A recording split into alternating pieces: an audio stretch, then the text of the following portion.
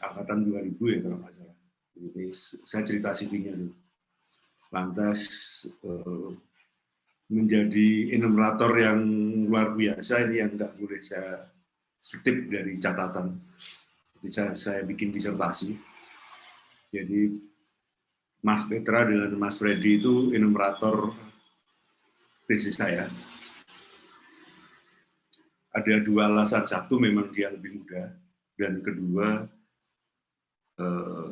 pemaknaan geologi boleh jadi saya sudah agak turun.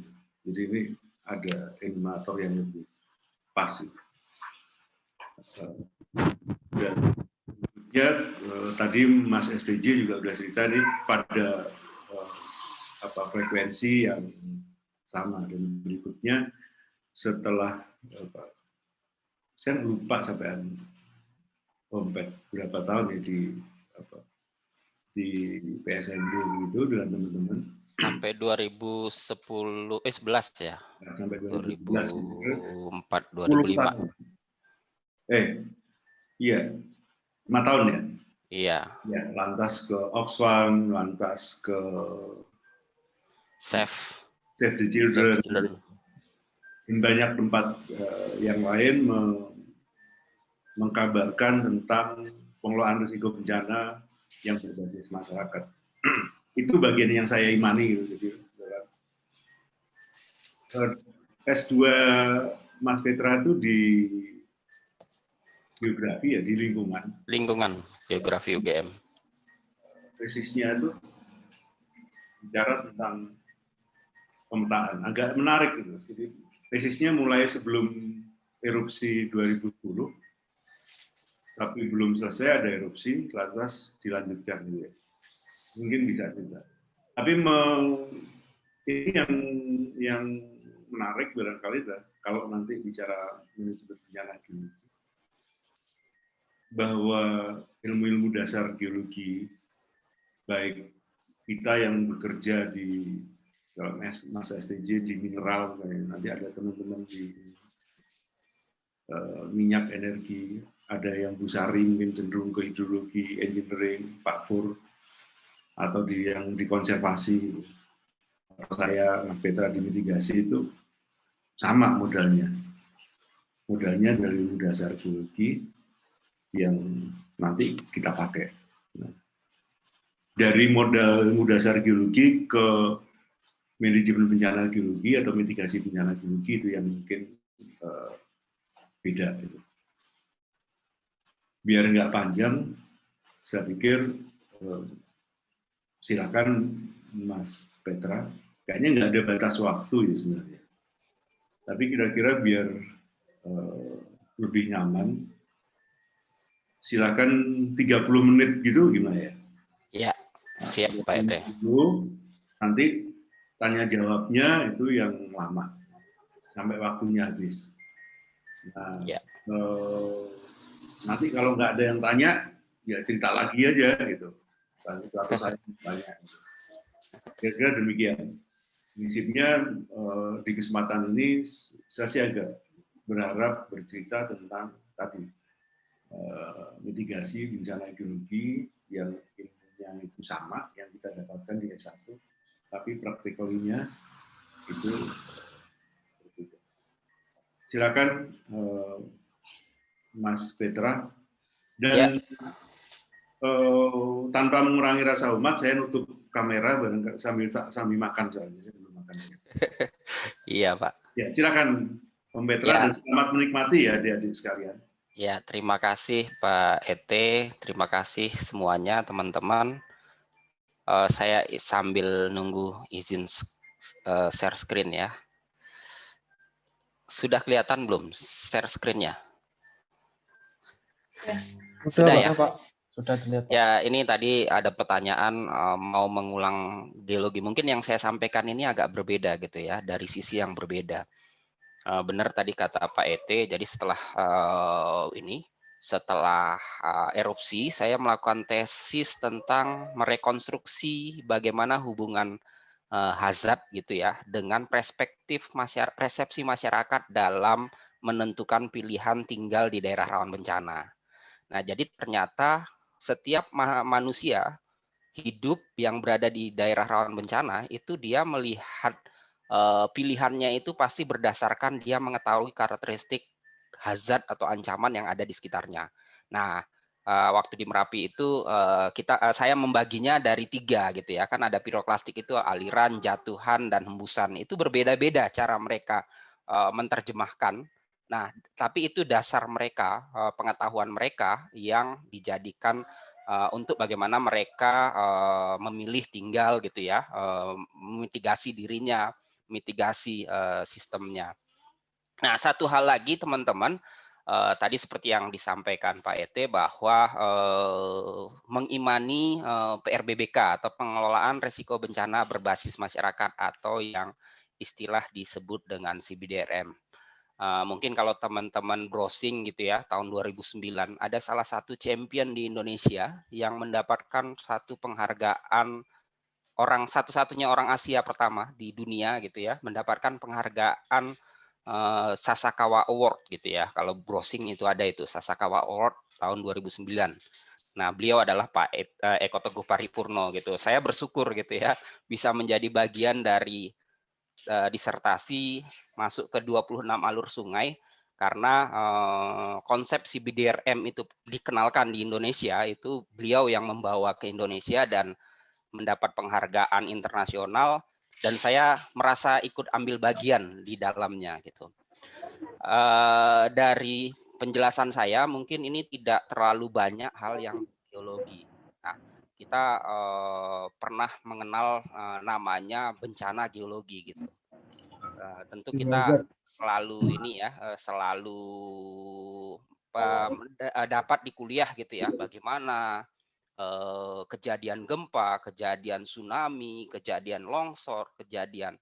Nah, tapi ketika sering sekali itu ketika kejadian itu baru kita kemudian melihat lagi, oh ini pernah dilakukan ini penelitian bahwa daerahnya seperti itu.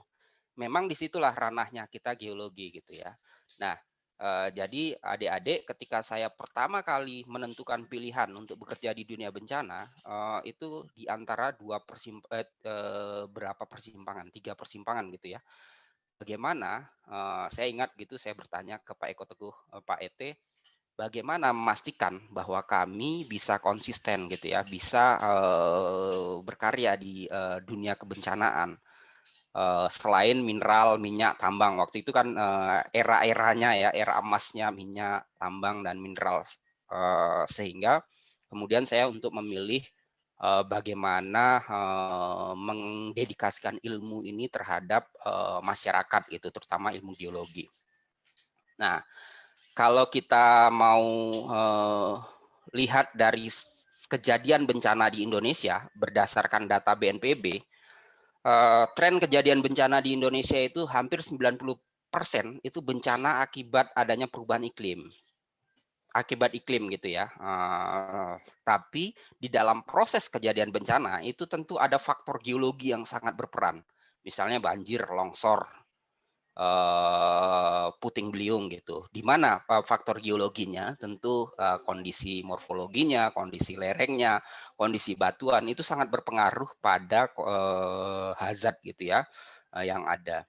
Nah, ini sama halnya kejadian-kejadian ini kecil tapi merata di seluruh Indonesia. Kalau dikumpulkan itu sama halnya dengan satu kejadian tsunami besar kayak di Aceh gitu ya, kejadian Palu gitu ya.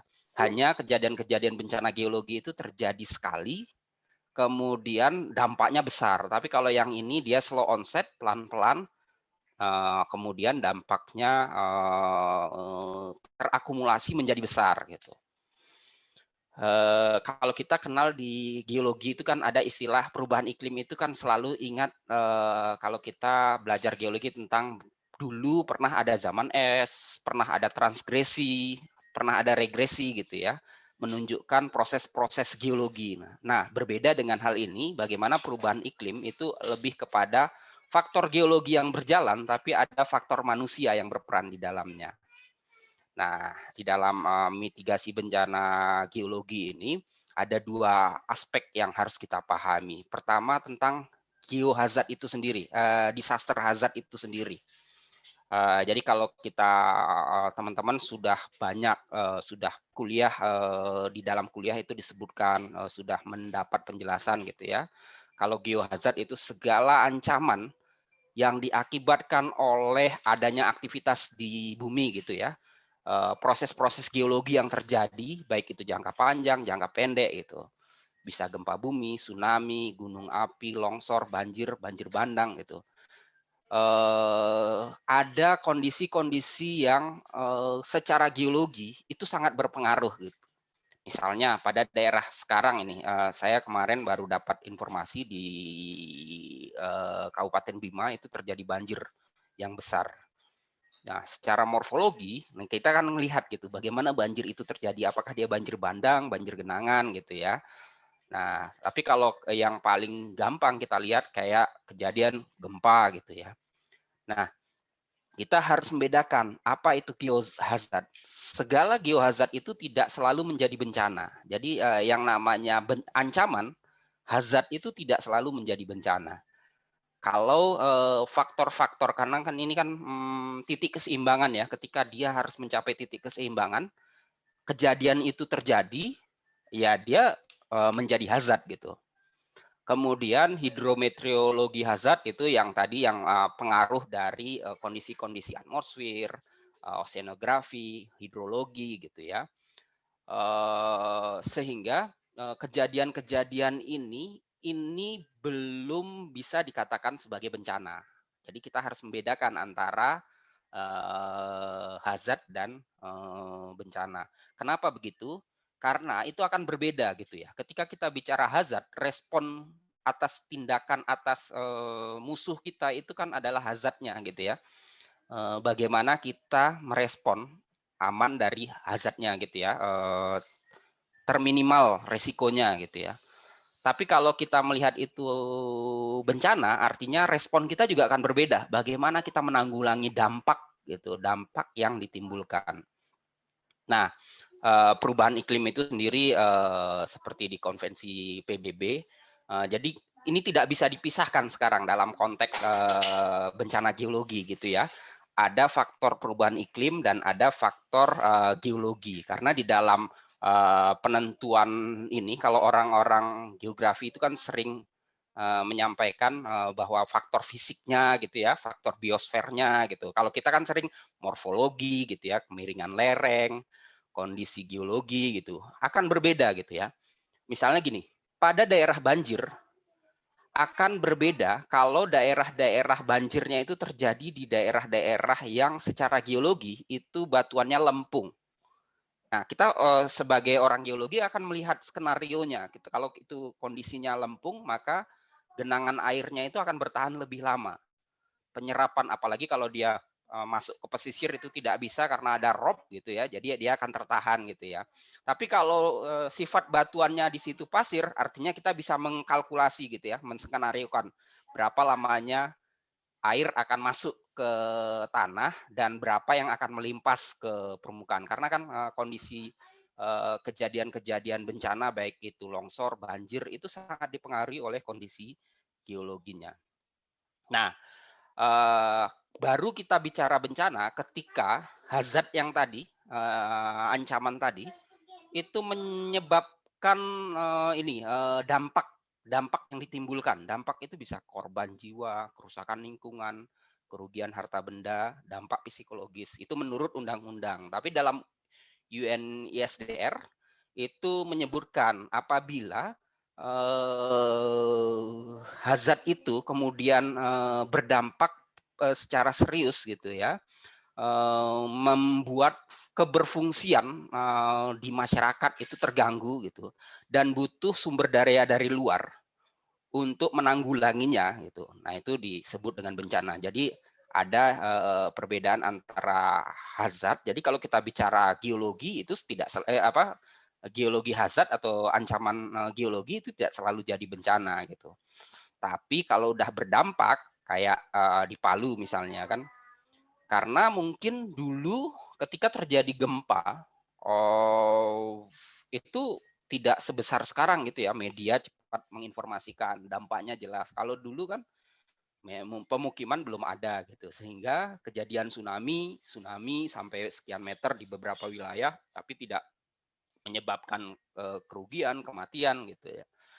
Nah, ini yang kemudian menjadi perubahan paradigma kita dalam memanage bencana geologi. Nah, saya sering gitu ya dalam fasilitasi buat kajian risiko bencana. Hal yang paling utama itu adalah bagaimana kita melihat hazard itu secara pasti gitu ya. Secara pasti artinya kan harus kalau di gempa itu ada mikrozonasi gitu ya. Ini pasti nih kejadiannya. Ini hampir pasti gitu ya. Dilihat antara probabilitas kemungkinan itu terjadi gitu ya. Di dalam dibandingkan dengan data-data empirisnya, sehingga kita bisa memastikan bahwa ketika ini terjadi baru nanti ada faktor-faktor, ada keterpaparan enggak dari hazard itu dari sepanjang. Nah, kalau bicara Palu, kenapa Palu itu saya ingat tahun 2012 itu teman saya di di Pusat Penelitian Badan Geologi itu meneliti tentang potensi likuifaksi di Palu. Tapi itu kan hanya sebagai penelitian gitu ya. Ketika terjadi likuifaksi yang cukup besar di Petobo gitu ya, di beberapa wilayah, di wilayah Sigi gitu, di wilayah Palu, baru kemudian mengingatkan.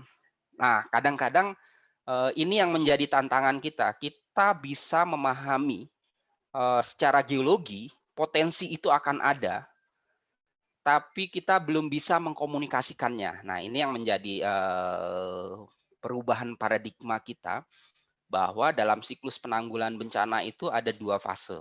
Pertama, mulai dari pencegahan.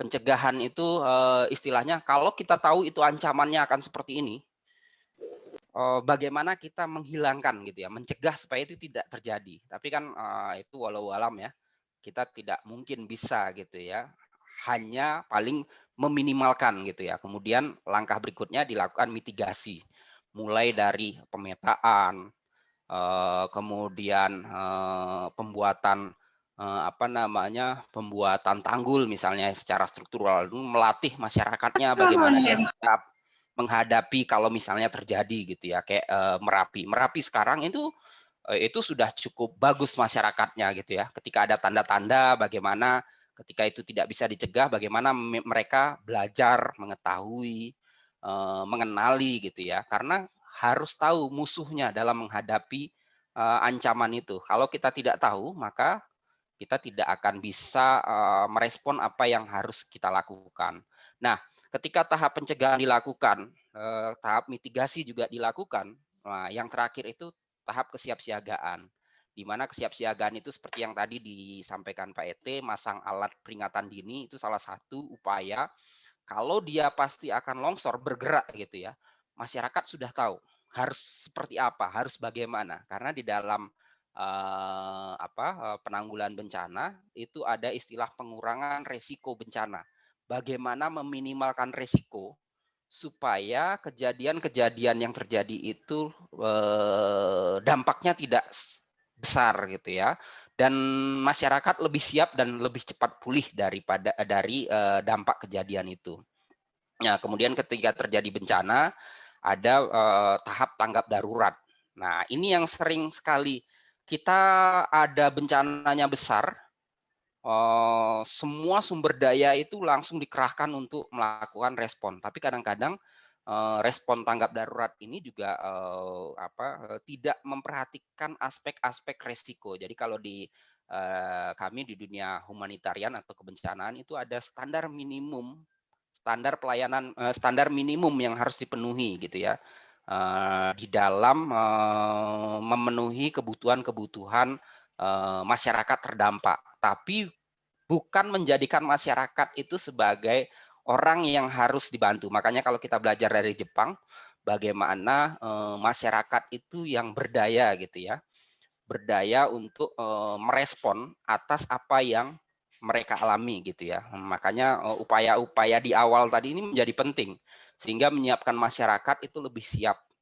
Nah, kemudian tahap berikutnya rehabilitasi, recovery gitu ya, pemulihan dan rekonstruksi untuk pembangunan kembali. Nah, dalam siklus inilah yang terjadi ya. Makanya setiap siklus pembangunan itu harus ada perspektif bagaimana program-program itu berupaya untuk pengurangan resiko bencana. Nah, bagaimana peran geologi sebenarnya? Peran geologi ini sangat vital untuk membuat mendeskripsikan skenario-skenario kejadian yang mungkin terjadi ketika misalnya ada interaksi patahan gitu ya. Kemudian skenario yang terjadi ketika wilayah ini akan banjir gitu ya. Nah, skenario-skenario itu sangat dilihat dari kondisi-kondisi morfologi, geologi gitu ya. Kemudian patahan. Nah, itu akan dilihat satu persatu mana faktor-faktor yang paling mempengaruhi. Nah, ketika kita tidak menghadapi ancaman, maka kan tidak ada musuh. Ini sama halnya dengan kita kalau berkendara, naik kendaraan. Kalau kita ketemu polisi saat kita tidak pakai helm, pasti kita anggap polisi itu sebagai ancaman gitu. Karena kita tidak pakai helm gitu ya. Resikonya nanti pasti ditilang gitu. Sehingga bagaimana kita menghindari ancaman itu. Nah, itulah yang dilakukan dalam pengurangin resiko bencana. Tapi kalau kita udah pakai helm, pakai kelengkapan semuanya, maka yang kita lihat ancaman itu bukan polisinya, tapi justru kendaraan-kendaraan yang ugal-ugalan di jalan gitu ya, yang bisa menjadi ancaman kita. Jadi akan berbeda. Jadi setiap kita itu harus menilai bagaimana. Nah, itulah dalam tesis saya. Kemudian masyarakat itu memilih. Jadi masyarakat itu ada yang tinggal. Kalau masyarakat di Merapi, kalau konteks ancamannya piroklastik aliran, pilihan mereka itu pasti pindah gitu ya.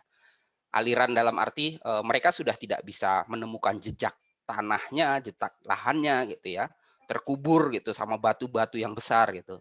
Tapi kalau yang jatuhan sama embusan itu cenderung mereka berusaha mempertahankan lahannya karena rumahnya hanya rusak tapi tidak menghancurkan semua ini ya, menghilangkan batas-batas lahan gitu. Apalagi yang piroklastik hembusan, dia milih saya akan tinggal di sini. Artinya masyarakat itu akan beradaptasi dengan kondisi-kondisi ancaman yang ada di sekitarnya sehingga masyarakat akan ini fungsi peran teman-teman geologi memahamkan konteks geologi, ancaman geologi itu dalam konteks lokal gitu. Nah, bagaimana kita mengenal karakteristik ancaman? Untuk mengenal lebih jauh, kita harus mengenal juga lebih jauh gitu ya, berdasarkan sejarah, kejadian, perubahan. Nah, mulai dari kita harus tahu jenisnya dulu. Dari jenisnya itu apakah dia termasuk bencana alam, non alam gitu ya. Nah, kemudian kita lihat berdasarkan sejarah pemicu atau penyebab ancaman itu apa gitu ya. Kalau misalnya awan panas, misalnya pemicunya ada kubah lava gitu ya, guguran ini gitu ya, guguran lava gitu.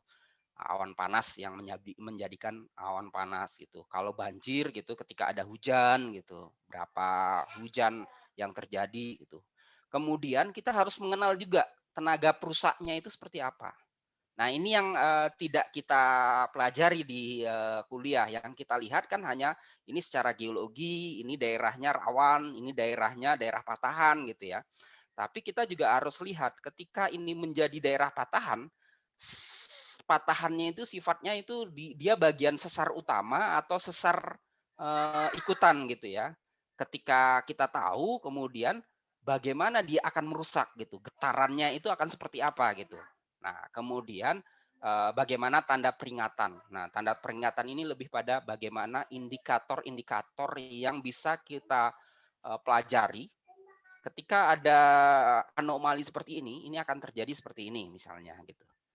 Nah, ini tujuannya untuk melihat berapa probabilitas kejadian itu akan terjadi. Kemudian ada selah waktu. Selah waktu itu kita harus tahu dari tanda-tanda itu hadir sampai kejadian itu terjadi, itulah waktu apa namanya, kalau di tsunami itu 15 menit itu kan golden time-nya gitu ya. Waktu kita bisa menyelamatkan diri dalam kesiapsiagaan. Sama dengan halnya tadi gitu ya. Dari hujan, kemudian hujan itu tadi kalau misalnya alat longsor, kalau hujannya itu dia sudah melewati atas ekstrim. Nah, berapa lama waktu yang dibutuhkan tanahnya bergerak. Nah, itu bisa diukur gitu ya berdasarkan kejadian, kondisi, apalagi dengan alat tadi kan bisa ini lebih pada bagaimana kita memilih tindakan kita. Kalau karena di dalam konteks resiko itu kan ada yang resiko bisa diterima dan resiko yang tidak bisa diterima. Ketika kita tidak bisa diterima ya kita harus selamat gitu ya, harus menghindari gitu. Intinya dalam mengurangi resiko ya kita harus menghindari ancaman itu gitu. Tidak berada di wilayah ancaman. Kemudian kecepatan hadir ini hampir sama dengan sela waktu. Kalau sela waktu itu dari mulai tanda-tanda, kecepatan hadir ini dalam jangka waktu berapa gitu ya, dia akan datang ke wilayah yang memang kalau kita tahu bahwa itu daerah rawan bencana. Kemudian frekuensi ini lebih pada jumlah perulangan kejadian ancaman dalam satu periode tertentu. Misalnya saat terjadi gempa di Palu, itu gempa susulannya itu kalau terjadi gempa besar itu gempanya bisa sampai 500 per hari, bisa 300, ada yang dirasakan, ada yang tidak gitu ya. Nah, itu untuk mengukur bagaimana trennya gitu ya. Kapan saat-saat kita bisa gitu ya merespon ketika kejadian itu terjadi. Kemudian periode waktu itu lama waktu kecenderungan kejadian hadir. Nah, kalau di tsunami itu ada siklus 200 tahun gitu ya. Kalau longsor itu setiap tahun, setiap musim hujan gitu. Kemudian kalau banjir juga setiap tahun, setiap musim hujan gitu. Atau ada di beberapa wilayah itu kalau banjir besar itu siklusnya 6 tahun. Kalau di Jakarta kan disebut 5 tahun gitu. Nah, kemudian kita harus mengidentifikasi berapa besar wilayah yang terpapar gitu ya, dan posisinya dari aset-aset apa aja, misalnya aset itu lebih pada apa yang ada di zona rawan geologi. Kalau saya kemarin di Sigi, hampir semua pemukiman yang ada di wilayah Sigi itu berada di atas jalur patahan Palu Koro. Artinya, kalau kita memilih berada di wilayah yang rawan, kita harus tahu bagaimana kita memilih bangunan gitu ya. Tapi kalau kita tidak tahu, artinya kan kita jadi mengabaikan ancaman itu. Nah, ada faktor kemampuan yang harus kita miliki, di mana kemampuan ini adalah modal. Jadi kalau terjadi bencana, kenapa masyarakat itu harus menjadi yang terdepan? Karena saya ingat gitu kejadian Merapi gitu. Justru yang jadi korban itu bukan masyarakat Merapi, yang waktu kasus Mbah Marijan almarhum ya. Yang meninggal itu ada wartawan, ada relawan gitu ya. Karena apa? Karena mereka tidak paham dengan kondisi ancamannya. Gimanapun Mbah Marijan itu dia tidak akan mau turun karena ini ya, dia sebagai juru kunci yang udah diamanatkan gitu ya. Nah, tapi orang berusaha datang gitu karena tidak tahu mendekati ancaman gitu. Justru masyarakatnya udah duluan mengungsi. Artinya tidak ada masyarakat yang menjadi korban di wilayah itu. Nah, inilah yang kemudian kemampuan ini adalah satu budaya yang turun-temurun yang bisa digunakan untuk upaya-upaya masyarakat dalam menghadapi bencana. Nah, seperti kalau di Aceh itu ada semong gitu ya. Kalau ada teriak semong artinya itu ada gempa yang pasti berpotensi tsunami.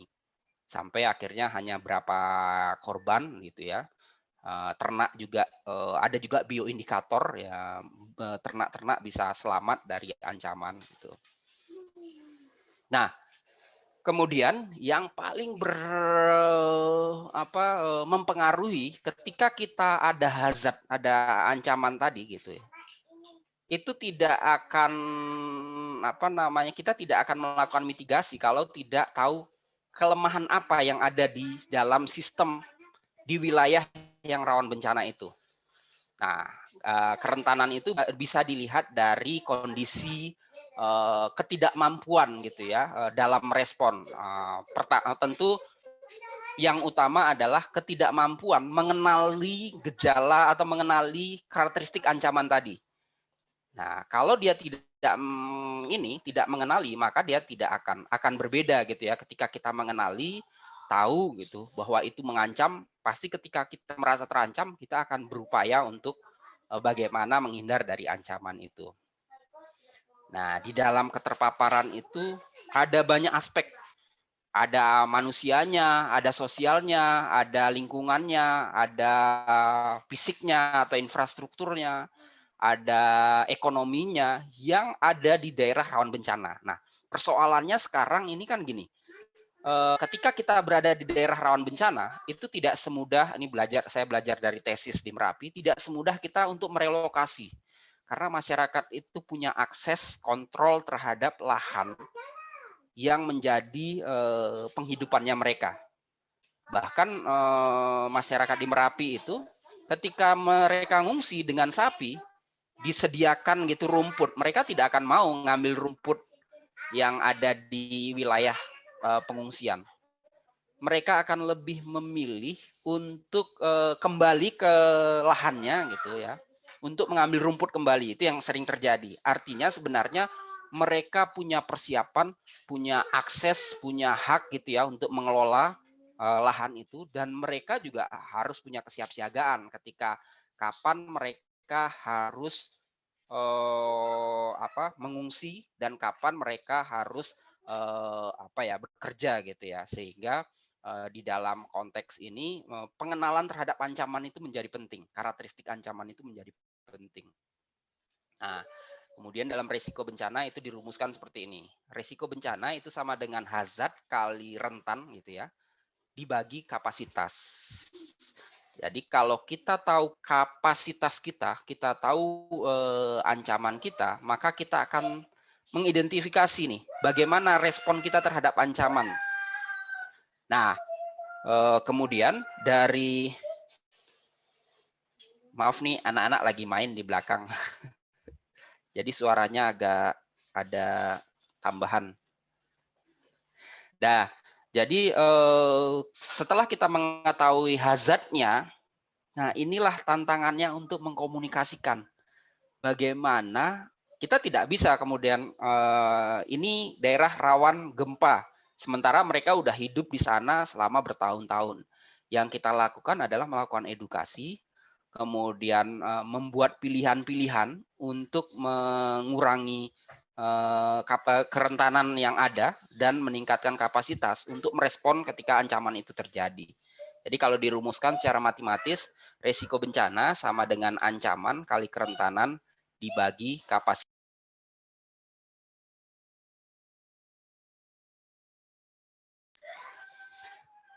Nah, ini yang tadi dalam konteks sekarang itu perubahan iklim itu sangat berpengaruh gitu ya pada faktor-faktor pemicu kejadian-kejadian bencana yang ada. Jadi ada faktor resiko, itu ada ancaman, kerentanan, dan keterpaparan. Keterpaparan tadi yang 5 aset tadi ya. Nah, makanya di dalam penanggulangan bencana itu kita seringkali kita itu selalu melihat pembangunan itu dalam sisi perspektif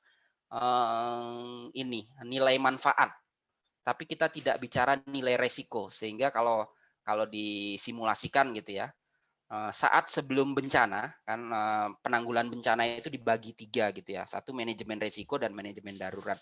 Nah, dibagi 3 tahap: pra bencana, saat bencana, dan pasca bencana. Kalau kita berinvestasi besar di pencegahan, maka saat kejadian tanggap darurat itu bisa jadi investasi kita itu akan berpengaruh pada respon yang akan dilakukan masa tanggap darurat dan pasca bencana. Nah, begitu juga kalau kita tidak melakukan investasi, maka respon bencana itu nilai dampaknya itu akan lebih besar, dan ini akan berdampak pada bagaimana pemulihan gitu ya, bagaimana merespon, sehingga banyak 50 tahun pembangunan itu hanya hilang dalam satu kejadian bencana yang 30 detik gitu ya, 50 detik atau 1 menit gitu. Kalau kita tidak memulai dari sekarang. Jadi secara teori itu ada konsep di mana bencana itu akan terakumulasi ketika di sini ada faktor hazard. Hazard itu bisa macam-macam ya. Yang tadi di geohazard maupun hydrometeorological hazard gitu ya. Bahkan sekarang pandemi juga gitu ya. Nah, kalau ada kondisi-kondisi yang tidak aman gitu ya, tekanan-tekanan dinamis dan kasus-kasus yang mempengaruhi, makanya ketika kerentanan itu bisa jadi karena kemiskinan, bisa karena ekonomi, politik gitu. Nah, ketika dia akan bertemu pada kondisi-kondisi yang rentan gitu, bertemu dengan ancaman, maka resiko itu akan menjadi lebih besar. Nah, sehingga pendekatannya adalah bagaimana kita mengurangi resiko dengan mengenali ancaman tadi. Mengurangi ancamannya, kemudian bagaimana kita melakukan perlindungan, mengkomunikasikan, mempublikasikan, kemudian membangun ketangguhan gitu ya. Kemudian dalam pembangunan itu sudah melihat pendekatan-pendekatan pengurangan risiko bencana gitu ya. Sama halnya kalau kita bangun bendungan di daerah struktur, pasti itu strukturnya harus berbeda dibandingkan daerah yang bukan struktur gitu ya. Ini sama pendekatannya. Jadi bagaimana supaya bencana itu tidak terjadi ketika kita bisa menanggulangi, mengurangi kerentanan kondisi-kondisi rentan yang ada di 5 aset penghidupan tadi. Kemudian mengurangi hazard. Kita tidak bisa bicara menghilangkan ya, tapi kita bicara mengurangi. Itu yang selalu kami lakukan di dalam program-program, di dalam pendekatan-pendekatan di masyarakat. Lantas apa ininya, tantangannya? Nah, kita di geologi itu tantangan terbesar kita adalah bagaimana mengkomunikasikan resiko terhadap kondisi-kondisi yang bisa menjadikan itu bisa melakukan sebuah tindakan-tindakan yang terencana. Nah, seringkali kita geologi itu baru mulai berperan ketika terjadi bencana, itu baru mulai mulai hasil kajiannya itu baru mulai dipublis ulang gitu. Karena ini butuh kerjasama semua elemen untuk mengkomunikasikan. Akan berbeda kan. Saya ingat dulu waktu zaman awal-awal sama Pak Ete, saya kebetulan dulu asisten vulkanologi. Mungkin sekarang nggak ada praktikum vulkanologi ya. Dikasih tantangan, coba pahamkan masyarakat tentang bencana ini, letusan gunung api dengan bahasanya masyarakat gitu. Nah ini ketika dengan bahasa geologi, itu kan yang terjadi adalah satu hal yang ketakutan gitu ya. Nah, kita coba menerjemahkan. Saya ingat dulu waktu itu dengan buktinya arang kayu. Jadi di bawah Merapi Golf itu ada bukti arang kayu. Tahun 2005 waktu kita diskusi sama masyarakat, tidak mungkin Merapi itu meletus ke selatan karena di sini ada juru kunci gitu ya. Ada Mbah Marijan waktu itu. Saya bilang, kami nemukan arang kayu, bisa jadi ini dulu pernah meletus ke wilayah 12 km ya, ke wilayah ini, dan ini menjadi arang yang tertimbun oleh awan panas gitu. Nah, kemudian kita mendiskusikan jejak-jejaknya seperti apa menurut pemahaman masyarakat gitu ya, di sepanjang sungai. Kita bisa lihatnya kan di tebing-tebing sungai Kali Kuning, Kali Gendol gitu ya. Nah, ketika kemudian tahun 2006 meletus ke selatan, itu ada pembuktian gitu ya. Masyarakat menjadi lebih siap gitu. Di 2010 justru masyarakat di wilayah sana tidak ada yang menjadi korban tadi gitu ya. Nah, saat itu saya juga ke Merapi, Gunung Merapi tahun 2013. Waktu sosialisasi awal ada pertanyaan. Kalau dalam bahasa Sumatera Barat gini, kamalatus Gunung Merapi Iko gitu. Mau meletus Gunung Merapi ini. kok kita ngomongin bencana gunung api gitu. Saya sampaikan 10 tahun yang lalu, 8 tahun yang lalu, pertanyaan ini sama yang dilontarkan ke saya di kampungnya Mbah Marijan saat kita diskusi tentang ancaman gunung api.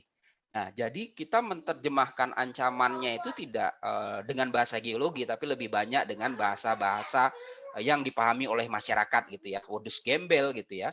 Pemaknaan wedus gembel itu seperti apa. Makanya kalau hanya wedus gembel aja, sebenarnya kan abunya gitu ya. Nah, itu yang dipahami mereka. Oh, ini hanya abu gitu ya. Tapi kalau kita sebutnya piroklastik hembusan, kan mereka enggak mengenal gitu ya.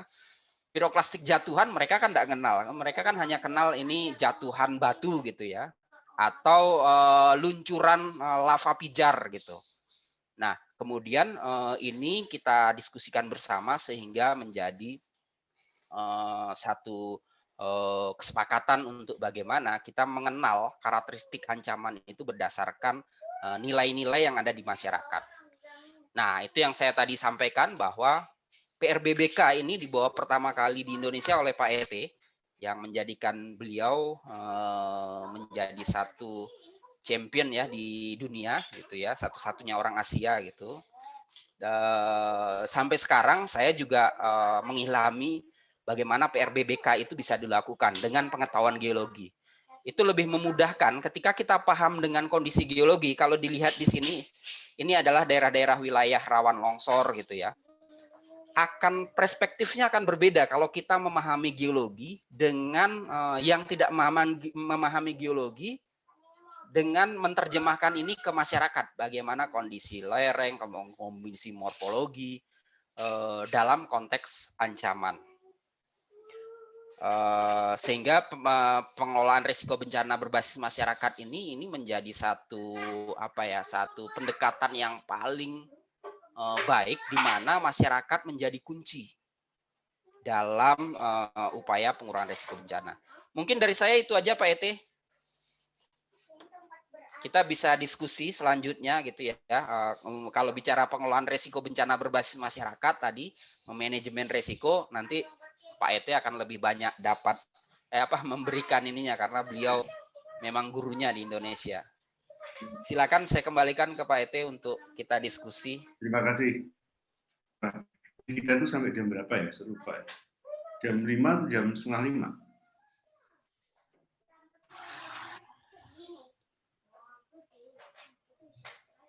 Mari teman-teman 18, 19, 20 maksudnya ini ya, angkatannya. Oke. Oke, Pak.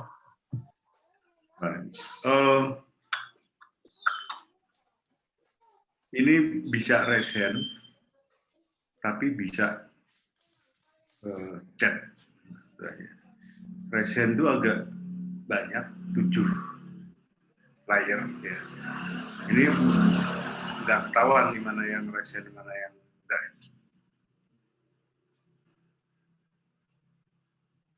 Merdeka dulu-duluan ngomong juga boleh nih sebenarnya. Tanya. Apa yang disampaikan Om Petra itu agak kehilir ya. Jadi udah menerapkan geologi di dalam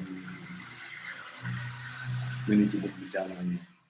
Ada yang hulunya itu ada membaca karakter bahayanya, jadi tidak secara detail disampaikan. Mudah-mudahan nanti bisa ditanyakan. Nah, silakan siapa yang mau bertanya. Oh ini udah, oh ya, setelahnya idenya baik dimulai lewat ketikan ini. Jadi sama-sama nih, saya jadi nggak terlalu ribet. Ini pertanyaan dari angkatan berapa? 19. Sorry. Angkatan berapa ya kalau 190 kayak gini nih? Angkatan 2019 ya? Muhammad Iqbal. Ya Pak, betul Pak. Nah nanti kalau gitu ditanyanya langsung aja ya, silakan ngetik ya. Om Petra bisa juga langsung membaca, saya pikir silakan semuanya ya. gitu. Ya. Ini soal mikrozonasi ya. Ya, soal mikrozonasi gempa di Jogja. Gempa di Ya. Jogja ini ingat dulu. Apa keuntungan dan kerugian? Ini ingat dulu Pak, itu ya waktu sama BPPTK kita pasca gempa gitu ya, buat mikrozonasi gempa. Ini sebenarnya lebih pada kalau di dalam penelitian geologi, mikrozonasi ini lebih terukur gitu ya. Di mana yang paling gampang itu kalau di Jogja itu ketika terjadi gempa itu kan kelihatan di mana tempat yang rusak, di mana tempat yang rusak berat, gimana yang bahkan ada di satu wilayah itu satu jarak 500 meter, jarak 1 kilo atau jarak 100 meter itu ada yang rusaknya besar, rusaknya kecil gitu ya.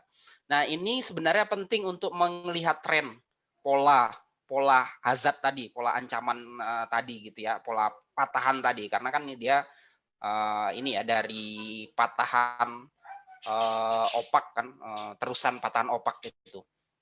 Nah, kalau soal mikrozonasinya sendiri, mungkin ahlinya kan kalau di UPN ada Pak ini ya Pak C Prastiadi, kemudian ada beberapa yang struktur. Tapi sebenarnya bagaimana informasi ini seperti yang saya sampaikan tadi bisa terinformasikan ke komunitas atau ke masyarakat yang berada di wilayah situ. Misalnya, ternyata di wilayah mereka secara mikrozonasi itu daerah yang memang titik-titik gaya utama gitu, gaya-gaya besar gitu, gaya-gaya yang besar gitu ya. Nah, tapi itu di situ juga masyarakat hidup di sana gitu, tinggal di sana gitu. Saya ingat dulu kan ketika orang geologi bilang, wah ini harus relokasi gitu, itu bisa cabut parang nanti gitu. Nah, menginformasikan, mengkomunikasikan resiko itu penting dari bagaimana kita menerjemahkan informasi geologi itu dalam tidak yang, karena kan dalam konteks ini bicara relokasi itu satu hal yang sangat sensitif gitu. Nah, tugas kita sebenarnya bagaimana menerjemahkan itu, artinya kalau bicara konsep manajemen risiko tadi, ada pilihan-pilihan kita ketika berada di daerah ini, di daerah mikrozonasi ini, itu setidaknya kita lebih tahu, keuntungannya kita lebih paham, lebih tahu gitu ya dari sejarah kejadian. Kadang-kadang di Indonesia itu suka lupa dengan sejarah. Udah kejadian terus terlewat, tidak tersampaikan gitu ya. Kejadian lagi baru diingat, oh dulu kayak tsunami di mana di Palu itu terakhir tsunami itu kan tahun 60-an kalau enggak salah. Data BMKG ya. Kemudian gempa-gempa besar itu terjadi gitu. Artinya saat pembangunan, saat perencanaan, karena kalau bicara gempa itu kan harus memilih gitu ya jenis bangunan. Makanya orang-orang zaman dulu lebih memilih rumahnya kalau dia tahu berada di daerah rawan, dia beradaptasi dengan kondisi rumah-rumah adatnya ya. Kalau sekarang kan enggak. Nah, itu yang harus dipahamkan. Nah, kalau saya misalnya tahu daerah itu secara mikrozonasi itu tinggi gitu, pasti secara walaupun tidak orang geologi, kalau itu pernah terjadi kejadian, pasti saya akan berpikir berbeda gitu ya. Untuk bagaimana saya tetap di sini gitu. Tapi pilihan untuk relokasi itu bukan pilihan gitu. Kadang-kadang kita bisa dihadapkan dengan ini nanti, dihadapkan dengan tidak memberi solusi. Justru kita hadir sebagai geologi itu memberikan solusi pada kondisi-kondisi di daerah rawan bencana.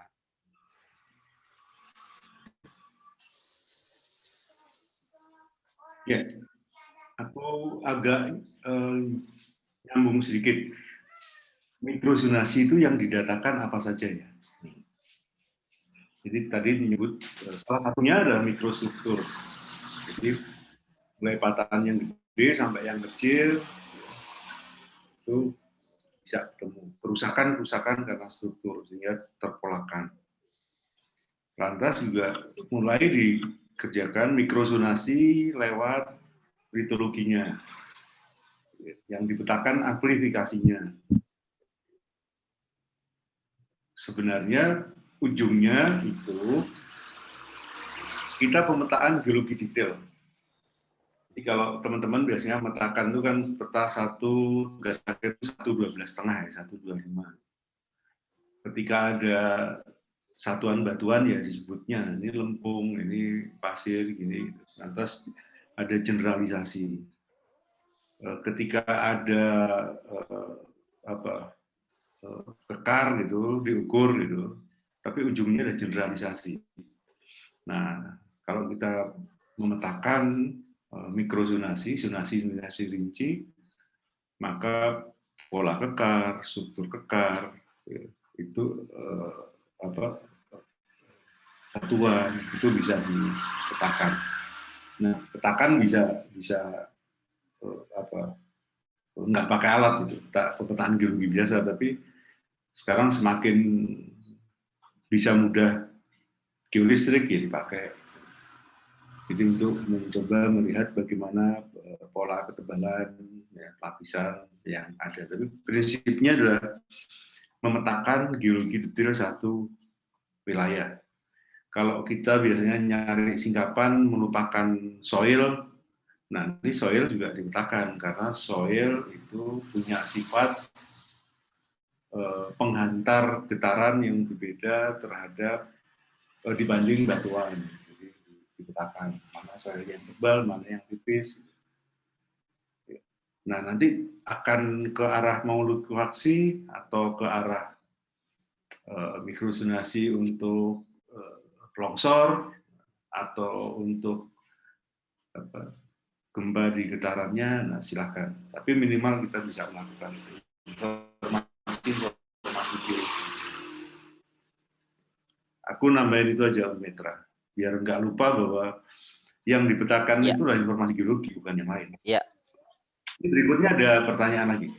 Ya, pertanyaan berikutnya ini kaitannya dengan gerakan tanah ya.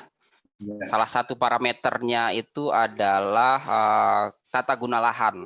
Sebenarnya tata guna lahan itu kalau memetakan gerakan tanah itu kita perlu melihat banyak indikator, banyak parameter ya, mulai dari geologi gitu. Geologi itu tadi seperti yang disampaikan Pak Ete juga, dalam konteks mikrozonasi kita akan tahu mana zona-zona batuan yang memiliki tingkat lapukan tinggi, kemudian berkorelasi dengan zona-zona ini ya, gelincir gitu ya. Zona-zona gelincir ketika air, karena kan ketika dilihat dari kejadiannya itu selain sejarah itu harus melihat juga kondisi morfologinya seperti apa, kelerengannya gitu.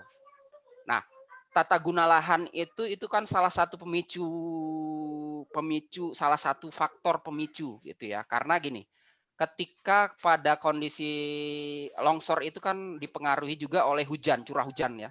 Curah hujan juga yang selama ini terjadi.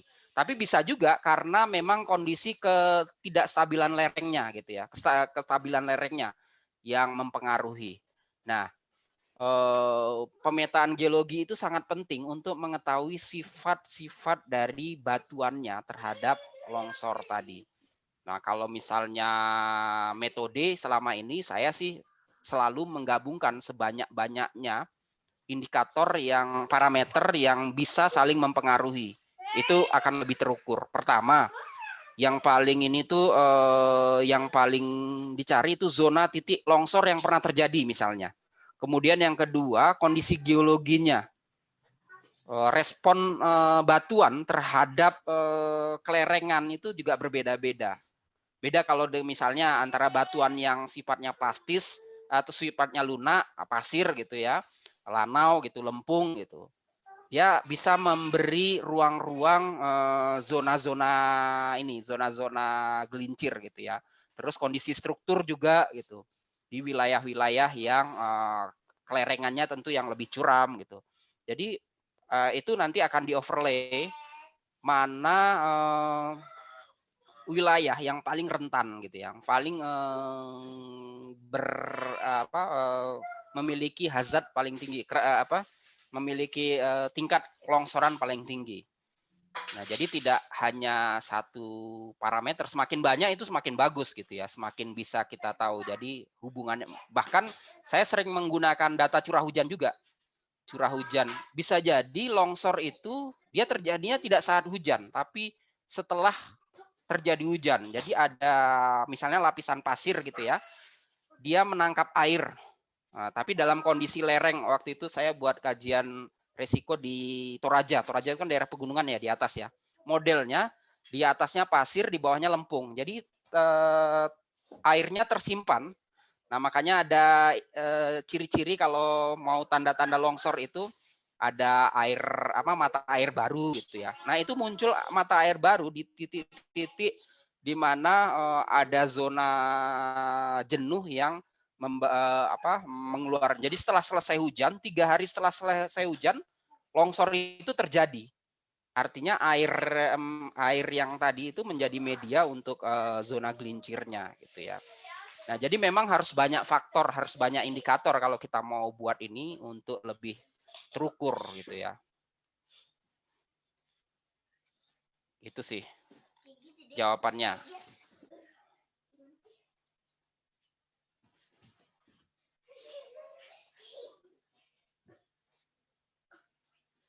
Suaranya masih di mute, Pak.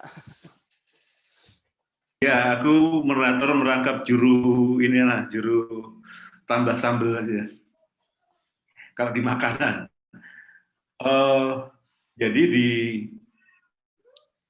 urusan gerakan massa itu ada yang sifatnya tadi Om Petra udah bilang pemicu, trigger. Ada yang sifatnya kontrol. Nah, itu yang perlu dibedakan. Jadi kalau kontrol adalah kondisi-kondisi yang relatif statis. Kalau pemicu, kondisi-kondisi yang relatif dinamis. Jadi yang statis itu kondisi geologi, kondisi morfologi, kondisi geologi yang tadi Mas Petra sampaikan itu. Atas pasir, ya, miringnya sesuai lereng, ada lempung, ada breksi misalnya. Apalah gitu kondisi.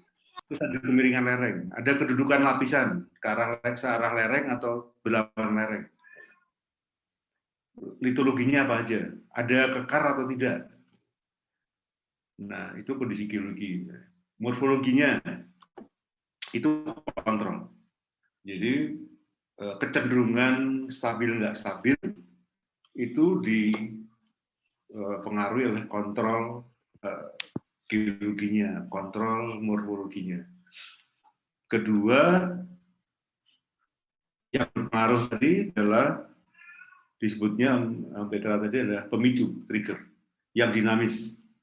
Yang dinamis itu apa? Hujan. Nah, hujan itu mengisi pori sehingga menambah beban. Ya, pasti teman-teman udah pernah belajar porositas permeabilitas maksimal itu berapa? Ya 17 sampai 24. Nah, berarti kalau ada pasir atau tanah kosong sama tanah diisi porinya beda bebannya. Bertambah beban berarti semakin nggak stabil. Tadi tata guna lahan. Jadi kalau tata guna lahannya itu pemukiman, kayak yang di dekat Unpad yang longsor kemarin, bebannya masih tinggi. Beda kalau bukan pemukiman. Jadi ketika belum pemukiman stabil, tapi jadikan pemukiman jadi nggak stabil. Dia bebannya jadi begitu. Pemicu yang lainnya getaran. Pas gempa ada longsor. Pemicu lainnya misalnya perubahan vegetasi. Dulu kecil-kecil nggak masalah, tapi begitu besar jadi masalah. Nah, dua hal itu. Jadi sebagai ahli geologi maka memetakanlah kontrol geologi yang berpotensi longsor untuk membuat rekomendasi jangan meningkatkan ketidakstabilan lewat kecenderungan pemicu yang ada. Yang tadi Mas Petra nyampaikan bagaimana kita mengelola kalau ada secara geologinya berlapis begitu. Nah, termasuk tanda-tandanya, tadi disampaikan juga tanda-tandanya, kalau ada mata air di bawahnya berarti sudah jenuh. Ya kan, tubuh yang atas itu bebannya udah maksimal, tinggal kita tunggu longsornya. Demikian tambahannya. Ini udah ada yang tanya berikutnya, Mbak Petra. Ini soal modeling nih gunung api nih.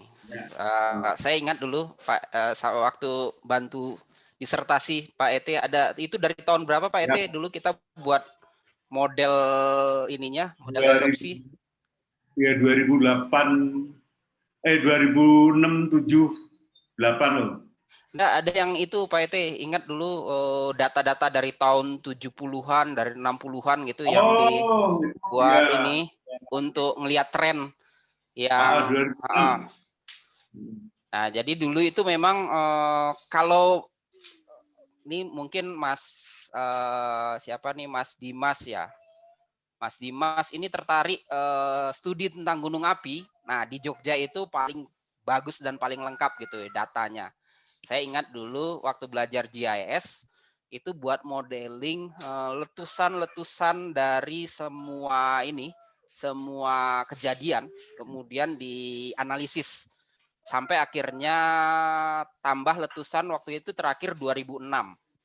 Jadi kelihatan trennya gitu ya. Selama ini memang tren yang terbesar itu ada di barat daya dan sekarang mengarah ke selatan. Itu polanya itu sangat dipengaruhi oleh tadi morfologi lereng gunung apinya. Sama kalau di Merapi itu kan sifatnya kubah ya. Dia akan piroklastiknya itu akan meluncur melalui alur-alur. Nah, selama beberapa periode itu banyak kecenderungan ke arah ke arah barat daya gitu, barat daya. Nah, itu yang kemudian bagaimana kalau mau lebih jelas lagi kan sejarah kejadian-kejadian misalnya kenapa Borobudur terkubur gitu ya. Itu menarik lagi disingkap gitu ya. Jadi ada hubungan antara peradaban manusia Hindu-Buddha itu dengan peristiwa erupsi gitu ya, kecenderungan tren peristiwa erupsi gitu.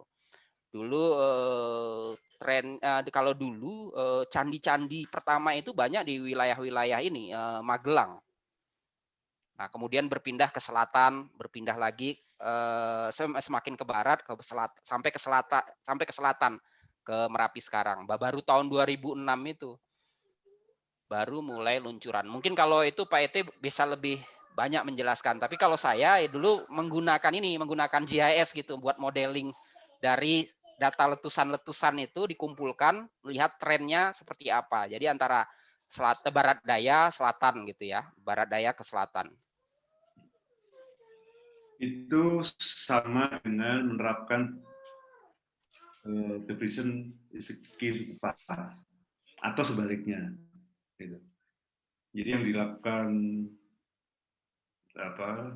Mas Petra itu memetakan sebaran arahnya kemana, jauhnya kemana. Itu kan menyangkut sama dengan kalau masih ingat tipe erupsi Merapi itu apa? Sebagian besar tipenya tipe Merapi itu sendiri, jadi guguran kubah lava seperti yang sekarang dimiliki Sinabung. Tapi tidak selamanya erupsi Merapi. 2010 itu tipenya nggak Merapi. Ya, tapi sekarang membentuk kubah lagi sehingga tipe erupsi awan panas, guguran atau longsoran kubah lava. Nah, longsoran kubah lava itu tergantung volume, tergantung gravitasi. Jadi setiap jejak erupsi itu kelihatan ini karena kubah lava yang gugur, ini tidak. Karena hitungannya volumenya seberapa, sebarannya seberapa. Jadi kalau gravitasi itu nggak bakalan lebih. Jadi semakin banyak semakin jauh. Jadi kalau ada volumenya sedikit kok sebarannya jauh, berarti ini bukan tipe erupsi Merapi, tapi tipe erupsi yang lain, vulkanian, vulkan kuat, vulkan lemah, itu ditentukan. Nah, itu yang bisa dimodelkan. Pak Arief sekarang juga disertasinya sedang merekonstruksi erupsi yang terjadi di Mar dan Boga di Gunung Lamongan. Sekali erupsi berapa gedenya, membawa lapisan lava atau tidak, air di dalam lapisan itu semuanya terbawa atau tidak, morfologi yang terbentuk seberapa, energinya berapa. Nah, jadi bisa. Nah, lanjut di situ susulan, kalau susulannya menyangkut magmatisme di vulkanian, ya, atau ketidakstabilan kubah di Merapi, itu bisa di dalam tanda petik diprediksi besarannya, tapi belum bisa diprediksi kapannya. Kalau bisa diprediksi kapannya enak. Besok tolong hari Rabu jam 11 tidak kemana-mana karena erupsi mau meletus, Merapi mau erupsi. Silakan kalau ada yang lagi pertanyaannya. Saya dulu mengarungi 26 alur sungai di sekeliling Merapi itu. Ada sekitar 18 alur sungai yang gede gitu ya. Sisanya yang kecil-kecil, mulai dari Klaten, Boyolali, dan itu menarik sebenarnya disimak gitu ya. Kalau teman-teman ada yang tertarik meneliti tentang gunung api ya, itu menarik, di semua sisi itu ada cerita sendiri. Betul. Ya, Om Petra mewakili saya jalan-jalan. Sama Freddy, ya, membaca Merapi gitu. Saya bagian menerima laporan. Dan belakangan mulai banyak yang bikin skripsi vulkanostratigrafi, Om Petra. Jadi banyak. Jadi biasanya ketika manajemen bencana geologi itu misalnya yang banyak gitu. Terus kaitannya nanti sama struktur, kaitannya sama litologi. Tapi sekarang banyak vulkanostratigrafi kaitannya dengan kecenderungan risiko. Beberapa skripsi mulai yang itu. Ya. Biasanya yang ke saya atau ke Pak Fitri itu yang contoh yang menarik ya, salah satunya misalnya pengaruh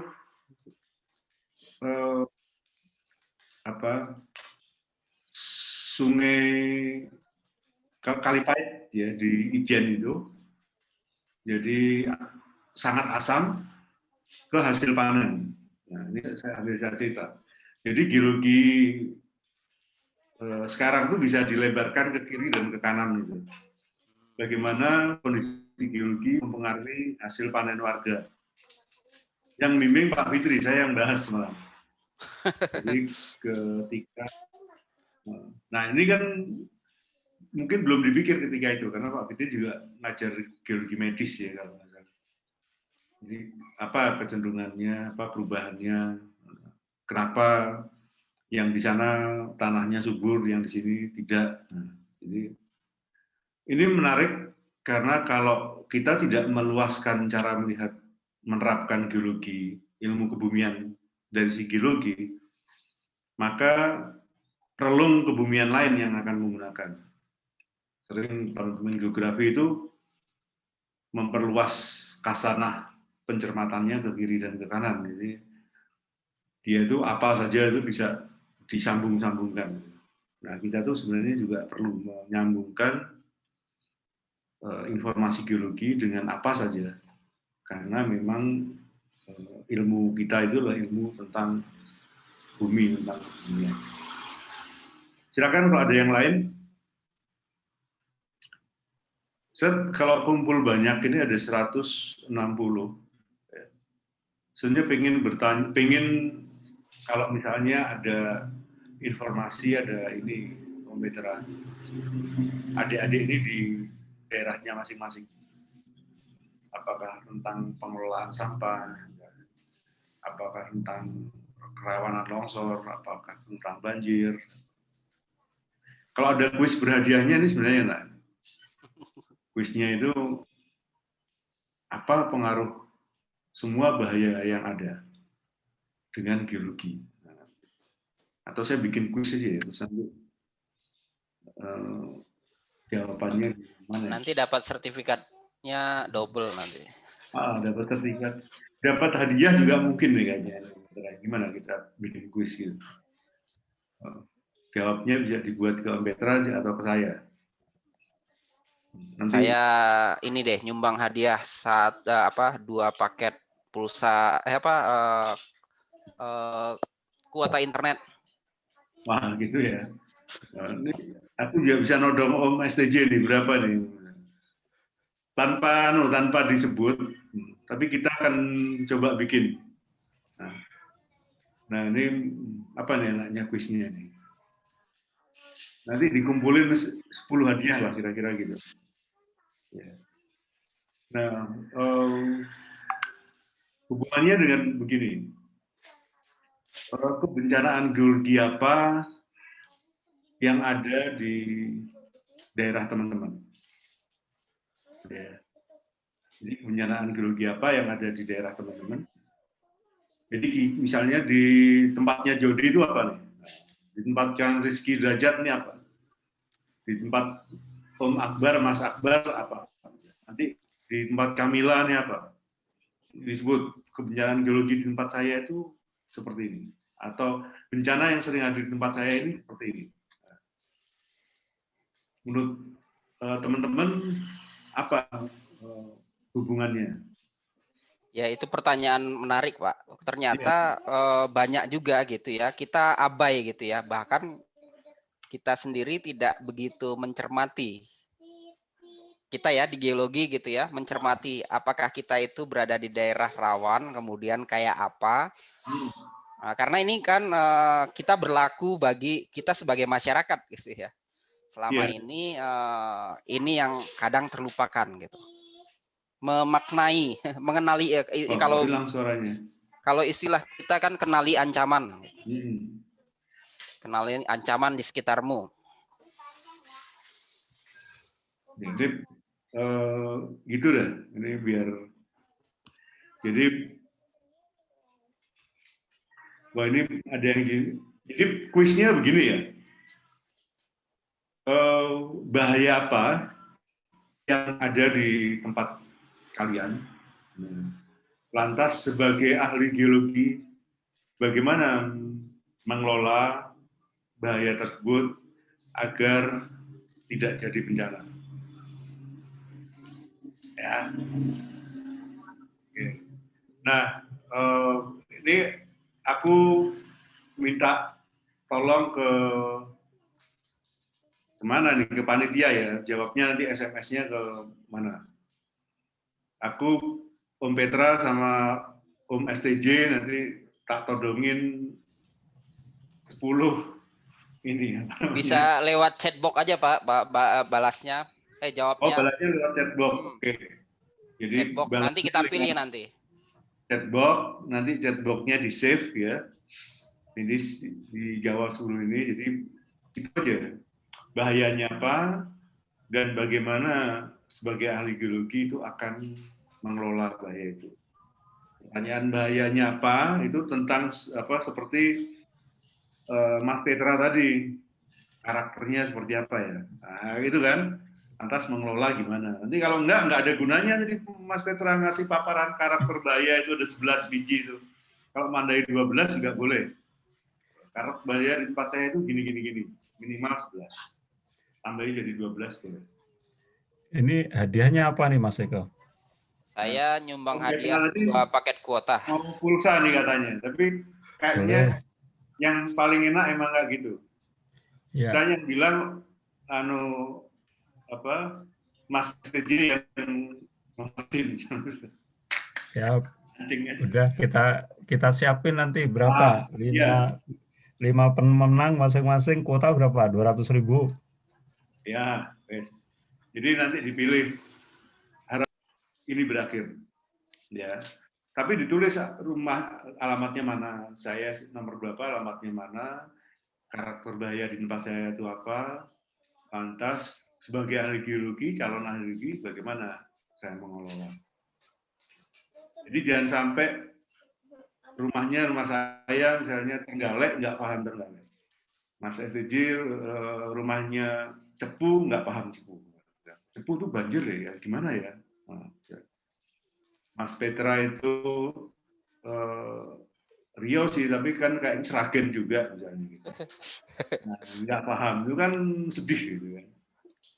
Jadi itu ya nanti dipilih yang baik 10, nanti di inilah siap apa berapa jumlahnya didistribusikan menjadi berapa itu nanti. Tapi yang jelas panitia, panitia.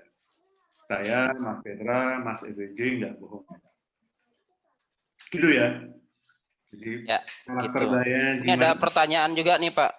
Gimana? Soal banjir nih ada yang nanya juga nih, Nur Alif. Ah iya, silakan Om Petra. Banjir. Dirimu kan Iya. Untuk kebencanaan banjir. Nah, ini saya sebenarnya saya besok itu mau ke Bima. Bima itu baru dikasih tahu kalau kemarin hujan besar dan banjir. Nah, ini konteksnya kan dengan penyempitan sungai gitu ya. Kalau kita di geologi itu tentu tahu gitu bahwa sungai itu punya jalurnya. Saya belajar dari Sigi waktu itu. Saya ingat ada satu jalur sesal Palu Koro itu, daerah lembah Palu Koro itu kan di situ daerah sungai ya, daerah dataran banjir gitu ya. Nah, tapi karena ada kondisi di mana orang berkebun, kemudian itu tidak pernah kan siklusnya berapa puluh tahun gitu ya. Akhirnya orang bangun rumah di situ, bangun rumah, bangun gitu. Jangan-jangan tempat yang ditinggali itu tempat yang dulunya jalur sungai. Nah, jadi waktu saya ke Sigi akhir tahun lalu itu kan pas banjir besar di bulan November ya. Itu sungai itu meminta jalurnya kembali, jalur yang udah diisi. Jadi kan ketika jalurnya pindah ke sini, nah tapi itu satu tubuh kalau di ini kan kita harus tahu ya, kalau di sungai kan harus tahu karakteristik sungainya, dasnya gitu ya. Apakah dia dataran banjir dijadikan pemukiman gitu ya. Atau dia memang jalur sungai yang dulu sudah ada. Artinya sebenarnya kalau dibilang perubahan tubuh sungai itu sangat dinamis proses ini ya, proses geologinya gitu. Kalau kita belajar di geologi itu kan ada sungai yang tua, muda gitu ya, bermeander gitu. Nah, kemudian menghasilkan gosong-gosong, menghasilkan dataran sungai. Nah, itu yang banyak yang terjadi, termasuk di Jakarta juga seperti itu sebenarnya. Jalur banjir, jalurnya dulunya sungai, kemudian dijadikan pemukiman. Nah, sebenarnya yang salah bukan sungainya, tapi bagaimana pola perubahan perubahan lahan yang terjadi. Nah, ini yang kemudian menjadi PR kita juga sebenarnya, karena kan ketika run off-nya itu melebihi dari batas tampungnya, itu pasti banjir, itu tidak bisa ditawar lagi gitu. Tapi kalau masih bisa gitu, dan itu sangat dipengaruhi tadi kondisi geologi juga. Kalau dia sempit tapi ternyata kondisi kayak misalnya tanah di Jogja gitu ya, itu kan pasirnya dalam gitu, itu kan cepat menyerap gitu. Bagaimana kalau kondisi-kondisi tanah aluvial yang ini lempung gitu ya, itu kan apalagi daerah-daerah pesisir gitu ya, ketika dia mau keluar kayak di beberapa wilayah di pulau, kayak di daerah-daerah yang langsung ke pesisir itu, mau keluar airnya ditahan sama rob gitu. Nah, semakin melebar semakin lama gitu ya. Jadi geologi itu, pemahaman tentang geologi, kajian geologi itu sangat penting untuk kita mengetahui sejauh mana penyerapannya gitu ya. Kalau ternyata tanahnya atau batuannya itu dia lebih porositasnya kecil gitu ya, kan akan bisa dihitung juga tuh. Tapi kalau misalnya porositasnya tinggi, dia juga akan ini. Kadang-kadang orang kan banjir itu, kami udah biasa kok banjir gitu ya. Nah, cuma pertanyaannya berapa lama gitu ya, berapa lama banjir itu terjadi, dan karakteristiknya juga akan berbeda-beda. Ketika bandang itu seperti apa, ketika genangan itu seperti apa. Dan itu sangat ditentukan oleh pemahaman pembacaan kita terhadap kondisi geologi. Gitu sih dari saya. Mungkin Pak Ete bisa nambahin. Nanti detailnya kalau ada di antara teman-teman yang ikut mata kuliah manajemen bencana geologi. Tapi setidaknya ini lagi rame dibicarakan kan, banjir Jakarta, banjir Kalimantan Barat, banjir Bima. Nah, tentu nggak bisa karena salah satu sebab aja. Sebabnya ini, ya yang kadang bergurau ya sebabnya karena ada hujan. Kalau nggak hujan kan nggak banjir, nah ini kan celaka. Tapi berapa kontribusi masing-masing gitu. Ya kontribusinya bisa ada yang kalau misalnya dibuka siapa yang berperan, nah itu di koran kita nyebut ada hutan ditebang berperan, ada sawit berperan, ada tambang berperan, ada perumahan berperan dalam satu sistem das. Sebelum itu bilang berperan, nah, yang menarik sebenarnya tatanan geologi daerah itu tuh kayak apa sih? Oh nggak tahu, nah ini kan celaka. Sehingga yang jawab itu hanya kira-kira. Nah tapi yang menarik kalau kita ahli geologi benar gitu, dicoba. Oh apakah situ lempung, apa pasir, apa breksian, apa vulkanik kayak yang di Jogja, gitu. Berapa kemampuan meresapnya, berapa hujannya, seberapa sebenarnya yang harus dimiliki oleh das itu agar mampu menyimpan air, sehingga butuh apa. Nah, maka rekomendasinya bisa di mana ada sumur resapan, di mana ada biopori, di mana harus ada tandon air, apakah kalau di Jakarta orang nyebutnya tempat parkir dibikin tandon, atau ada embung. Jangan sampai embung untuk menyimpan air itu sebenarnya embung resapan dan macam-macam. Jadi informasi geologi saya kembali tadi harus banyak-banyaknya kita dapatkan, kita sampaikan untuk membuat rekomendasi yang baik. Jadi itu jangan sampai kita ahli geologi itu kehilangan peran sampai ketika ditanya, Mas ini kalau ada banjir kayak gini peran kita ngapain ya? Duh nggak tahu ya. Nah salah satunya yang ditanyakan tadi, memang penyempitan sungai salah satunya, pendangkalan sungai salah satunya. Karena ada sempit, ada dangkal. Sempitnya kenapa? Ternyata di pemukiman. Ya. Pendangkalan karena apa? Karena sedimentasi. Nah, manajemen hulunya kayak apa? Sama hilirnya yang disampaikan.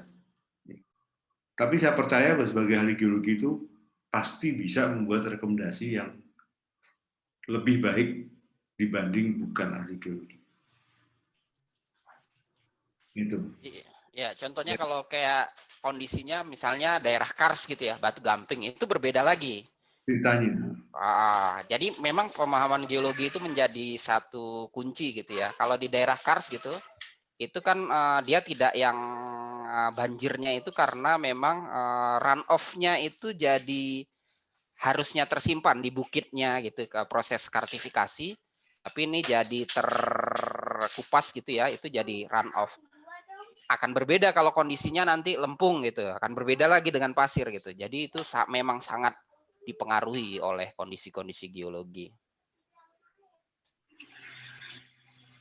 Oke. Berikutnya ada. Ini warning bagaimana menulisnya. Jawabannya silakan di sini. Nanti tutup dulu, kasih waktu teman-teman buat ngetik sebelum kita save ininya chatnya. Ada lagi? Mari.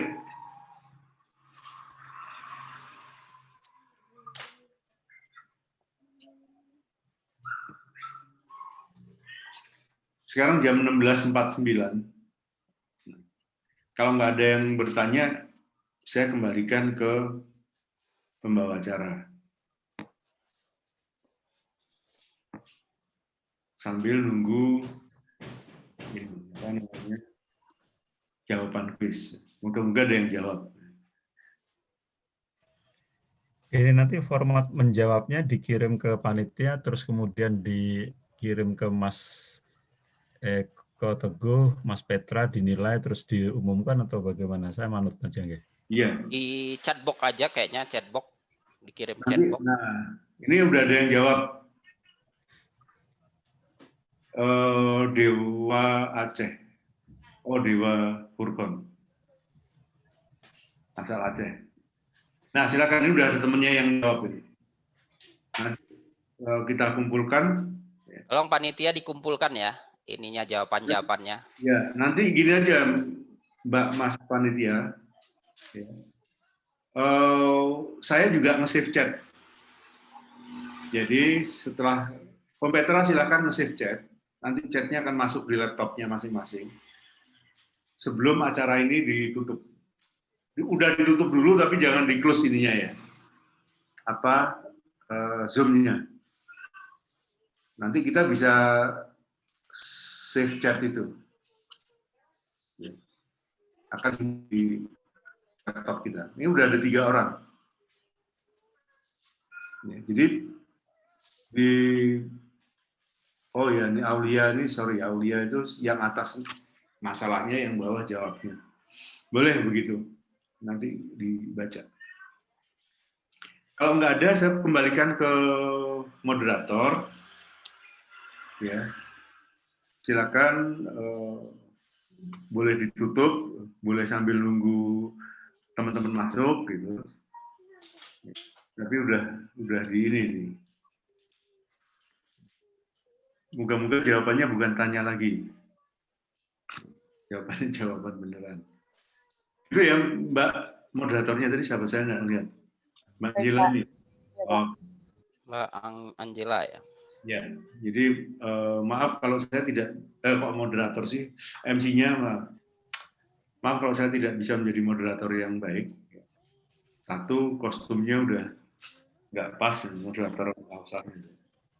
Tapi karena ini acaranya geologi itu ya udah. Karena geologi teman sendiri gitu. Tapi ini dia kata orang. Nah kebetulan baru tadi sampaikan nonton longsor. Jadi silakan membuat keterangan karakter bahaya di tempat masing-masing apa, dan sebagai calon ahli geologi kondisinya seperti apa. Saya kembalikan ke Mbak Angela sebagai MC. Mas STJ, terima kasih yang nanti akan adik-adik ini. Terus Petra, terima kasih atas ceritanya. Kalau cerita bukan dari dosen tuh, pengalamanku tuh lebih nyambung. Karena dosennya, iya kan, udah si dosen udah ngomong sehari-hari itu, dan ketemunya itu gak anyar gitu. Jadi, lagi ceritanya. Nah, mungkin Mas SCG kita memang perlu semakin sering mengundang teman-teman dari 5 penjuru angin tadi, 5 penjuru angin migas, 5 penjuru angin dari teman-teman migas, teman-teman mineral, teman-teman mitigasi, teman-teman bencana, teman-teman konservasi, teman-teman engineering gitu. Yang dari praktisi, atau kalau dosen ya dosen yang enggak cuma kuliah, jadi ada prakteknya. Agar wacana geologi, kemampuan mineral, ke bidang energi, apalagi yang baru terbarukan, engineering dan lingkungan itu semakin baik. Aku sebagai dosen, nah ini merasa bahwa kita harus lebih ekstrovert. Setuju, Mas.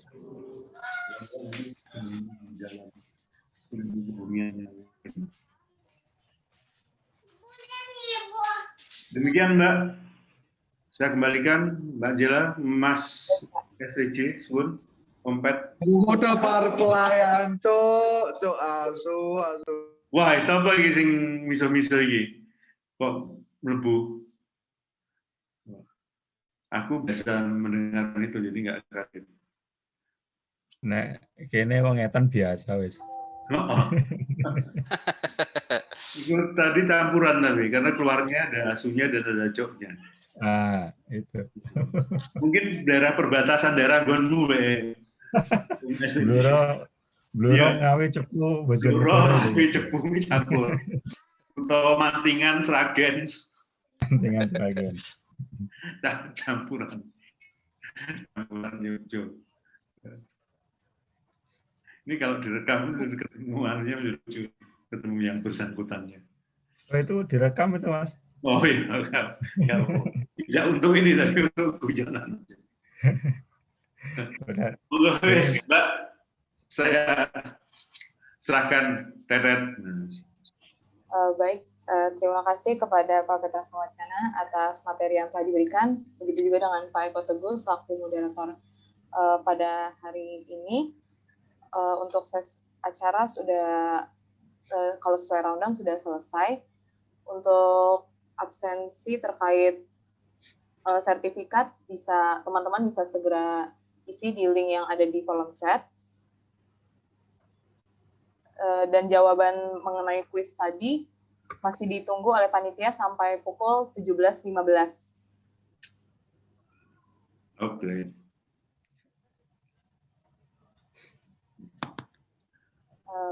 Baik, kalau begitu terima kasih kembali kepada narasumber, moderator, serta perwakilan dari IAGYO atas kehadiran pada webinar pada hari ini. Begitu juga terima kasih kepada para partisipan atas antusiasmenya pada acara hari ini. Saya Angela selaku pembawa acara pamit undur diri dan terima kasih karena telah mengikuti webinar pada hari ini. Sampai bertemu di webinar-webinar selanjutnya. Terima kasih. Yuk. Terima kasih Mbak Angela. Terima kasih semuanya. Terima kasih Mas Ete. Terima kasih Pak Ete. Yuk, sama-sama. Aku sembunyi aja sambil lihat juga hasilnya anak-anak ini. Yuk. Terima kasih Pak Petrasa, Pak STJ, dan Pak Ete. Terima kasih Mas Iqbar. Mas Iqbar, nanti untuk yang paketnya tadi itu saya kontak sampean ya? Oh, dia Pak. Siapa? Dia. Terima kasih, semoga ilmunya dapat bermanfaat buat teman-teman teknik geologi 18, 19, 20 maupun teman-teman partisipan yang lainnya. Untuk minggu depan, ini rencana kami ada alumni corner lagi Pak. Monggo kalau misalnya mau join lagi, kita rencana collab dengan yang MG itu Pak. Nanti bicaranya ada 4. Ada Pak Bumba Kuntoro, Pak Asandi, Pak Bundan, lalu ada Pak Ketut juga. Dengan tema tentang batu bara Pak. Di depan. Ya. Sip. Terima kasih banyak Pak. Yuk.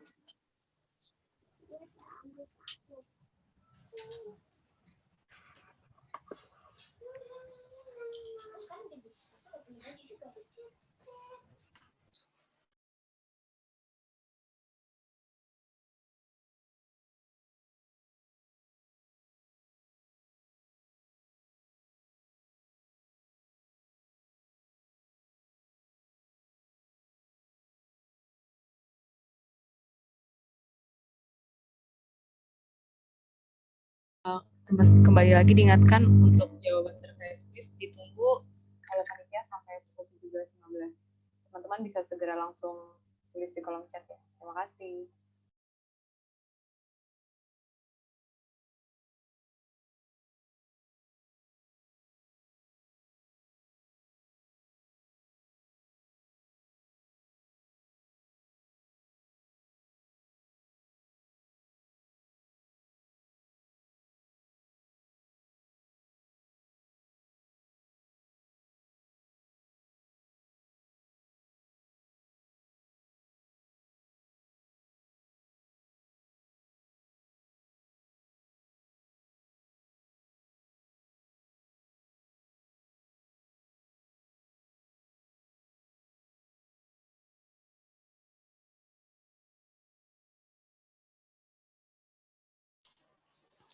Di catatan saya ada 7 orang.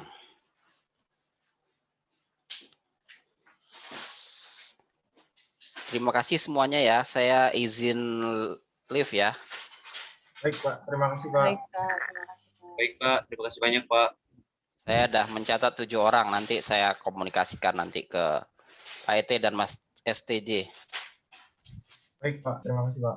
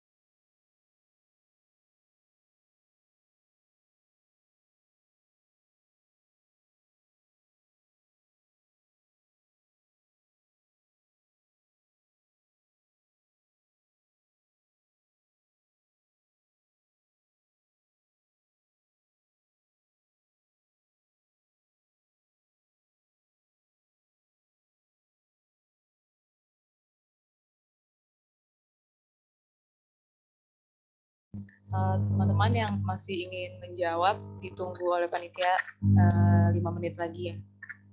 Dalam chat di Zoom ini. Terima kasih.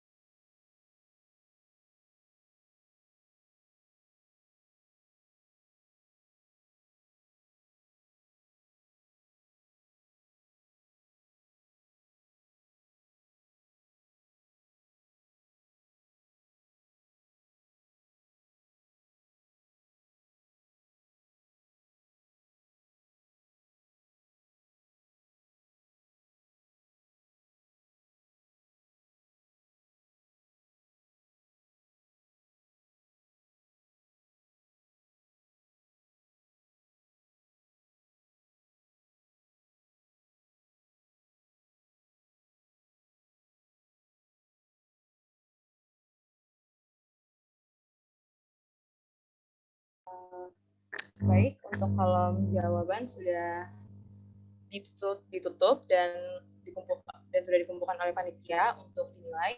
Sekali lagi terima kasih kepada semua yang sudah hadir pada webinar pada hari ini.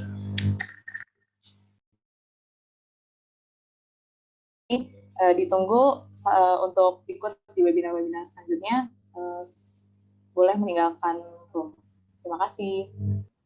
Terima kasih. Semua salam sehat selalu. Assalamualaikum warahmatullahi wabarakatuh. Waalaikumsalam. Waalaikumsalam warahmatullahi wabarakatuh. Terima kasih Pak. Warahmatullahi wabarakatuh. Terima kasih semua.